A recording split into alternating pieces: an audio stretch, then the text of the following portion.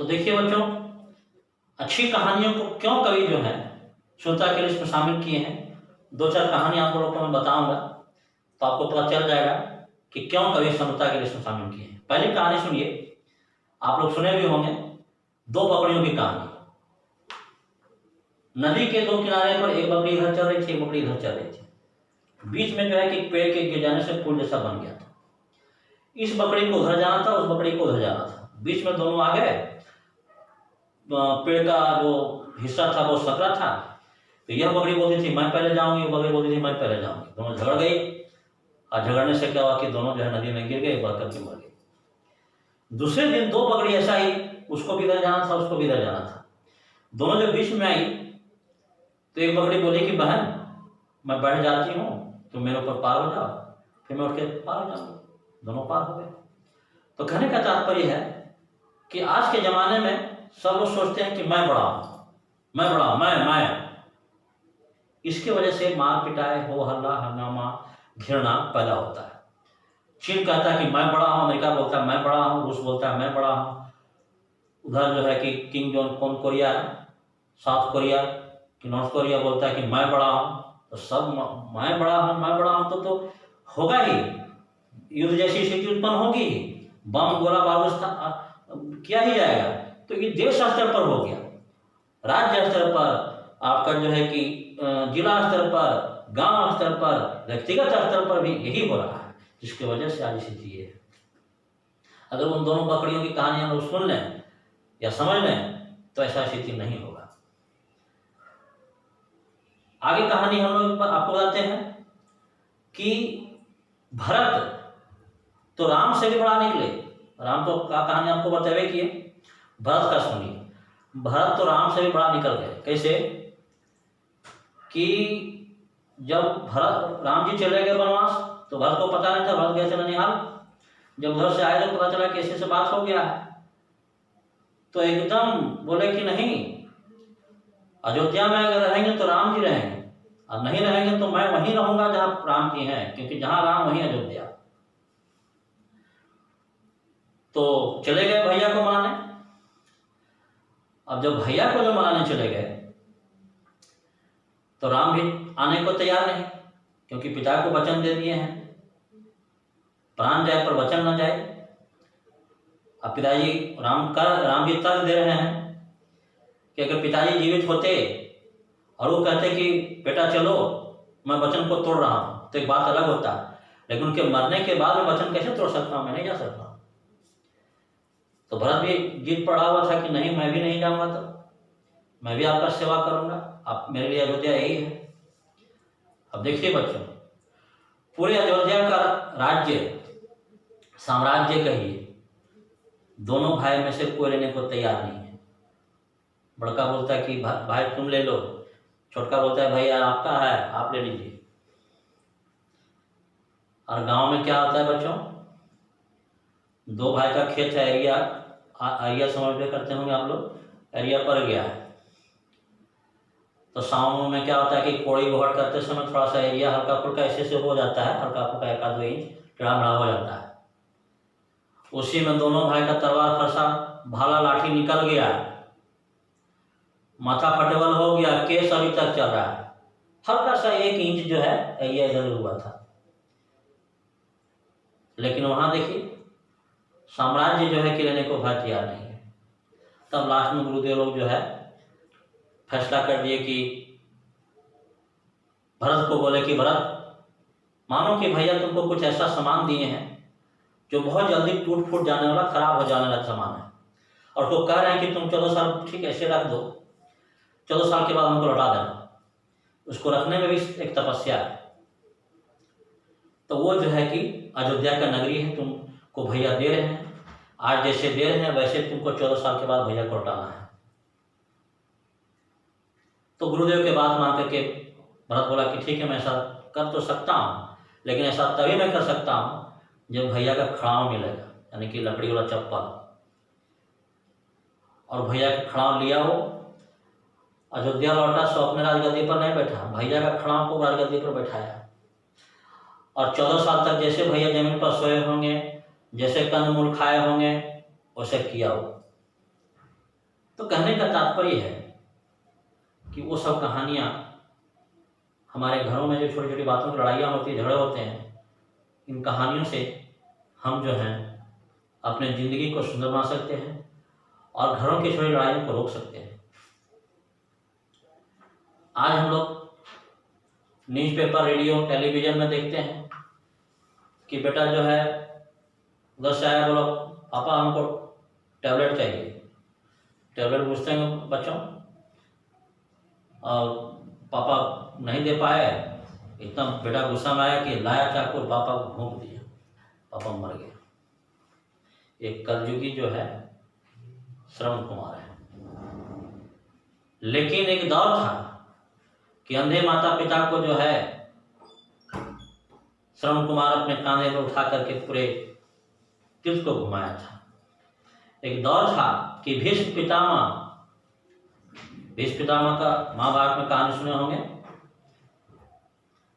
कि वह अपने पिता के खुशी के लिए होल लाइफ ब्रह्मचर्य रहने का कसम खाया। कहानी तो आप लोग जानते होंगे कि जो शांतनु थे, उनके पिता भीष्म पितामह के, राजा शांतनु, वो पहले गंगा से विवाह किए थे। तो गंगा के पुत्र थे भीष्म पितामह। तो गंगा जब लुप्त हो गई, पानी में चली गई, उसके बाद वो प्रेम करने लगे मछुआरे के बेटी से, मतलब शांतनु, राजा शांतनु। तो मछुआरे ने शर्त रखा कि मैं अपनी बेटी से विवाह आपका मैं तभी करूँगा जब इनका पुत्र जो होगा वही राजा बनेगा तब। तो शांतनु बोले कि नहीं, मेरा पहले से एक बेटा है, मैं अपनी खुशी के लिए उसका हक नहीं मान सकता हूँ। पहले ज़माने में होता था क्या था कि राजा का बड़ा बेटा ही राजा बनेगा, लोकतंत्र नहीं था कि वोटिंग चुनाव होगा सब।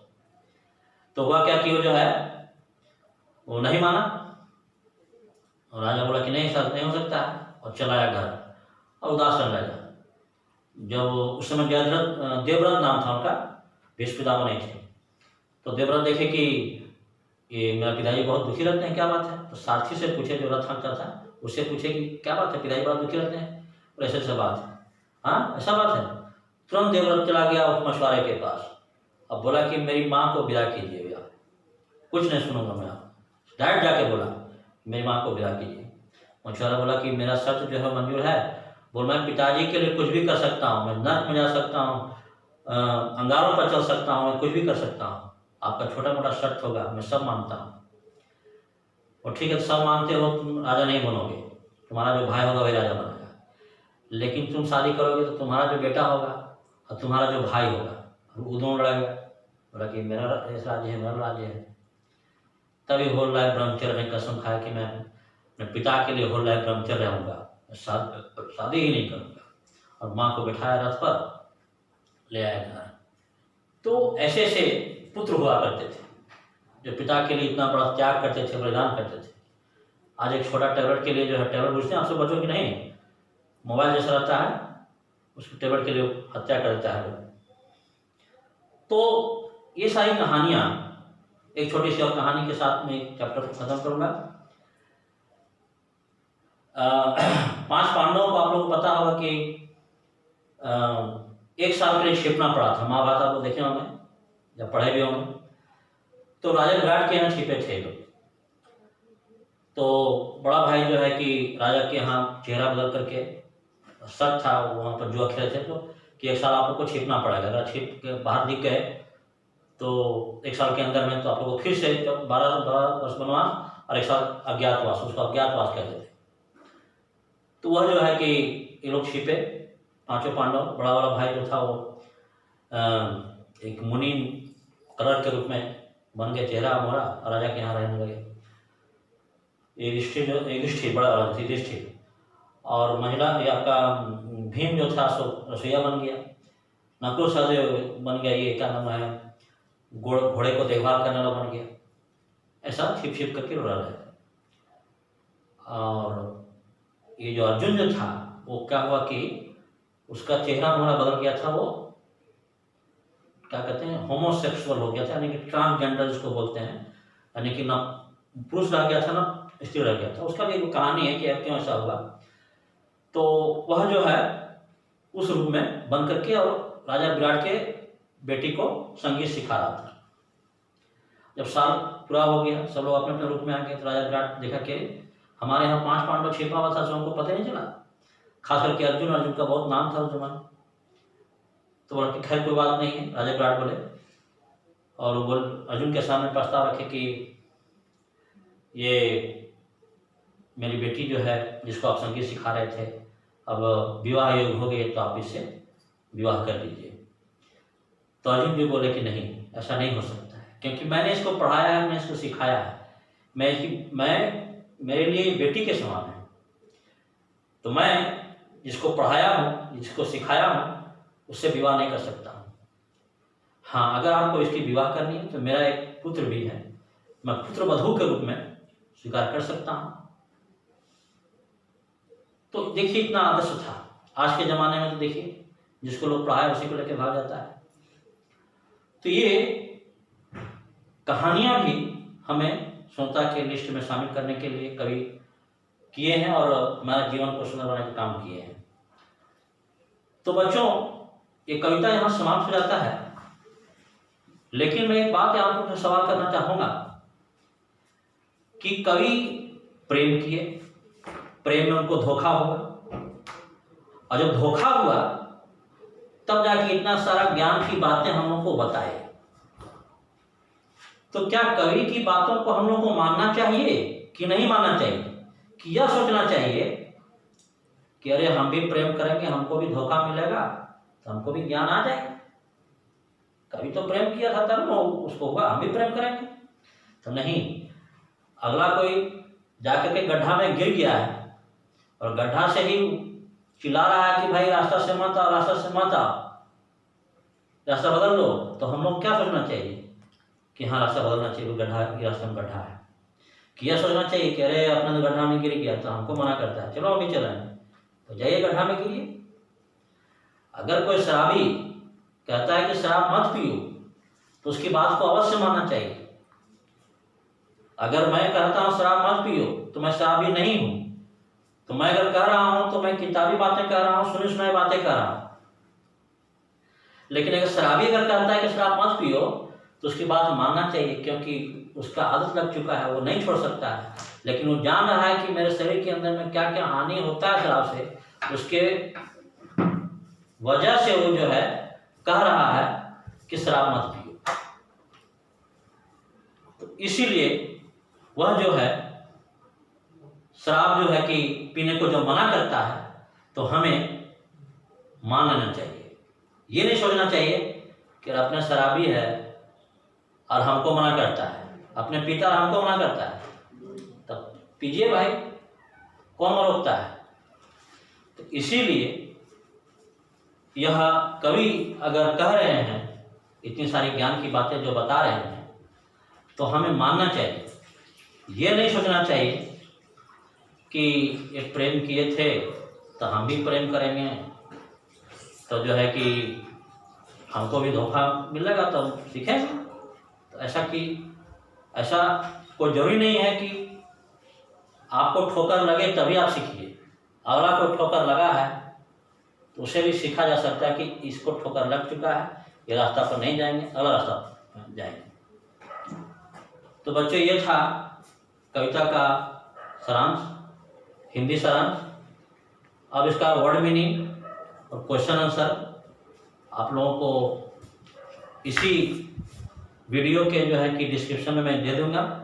वर्ड मीनिंग और क्वेश्चन आंसर उसको लिख लीजिएगा। दूसरे दिन जो है फिर मैं आपको हिंदी में वर्ड मीनिंग और क्वेश्चन आंसर समझा दूंगा। तो आप वीडियो को लाइक कीजिएगा, अधिक से अधिक शेयर कीजिएगा, ताकि अधिक से अधिक बच्चे जो 12 में बहुत बच्चे ऐसे कि नहीं जान रहे हैं कि 12 का सर क्लास ले रहे हैं कि नहीं ले रहे हैं, तो अधिक से अधिक शेयर कीजिएगा ताकि जो बच्चे नहीं जान रहे हैं उसको भी पता चल जाए। और चैनल को सब्सक्राइब कर लीजिएगा, क्योंकि जब कोई वीडियो जाए तो आपको नोटिफिकेशन मिल सके कि हाँ सर वीडियो डाले हुए हैं। धन्यवाद।